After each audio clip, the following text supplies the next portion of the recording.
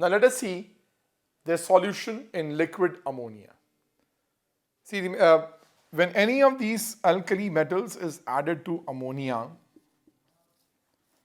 they dissociate like this.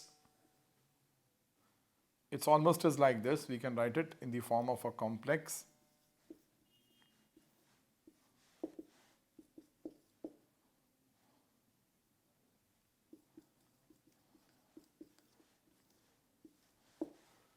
So we can write it X plus Y.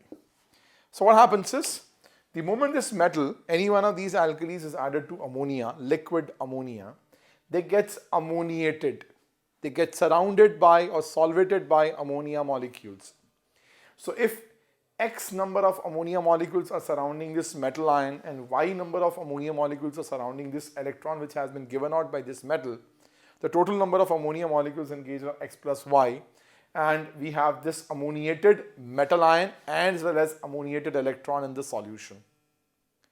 Now, this ammoniated electron makes the solution what? Blue in color, because these electrons vibrates and impart color, and because of these ammoniated electron, what happens is the solution becomes blue in color.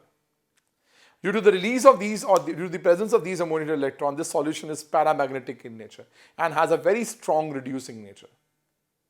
When the concentration of the metal is increased in this liquid ammonia, the color of the solution might change to bronze, because of the metallic luster, high electron concentration, and then it becomes diamagnetic also.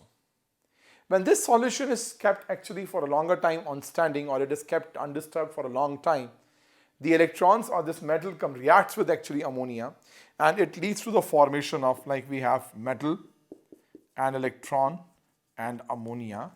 It leads to the formation of metal amide plus hydrogen in this way.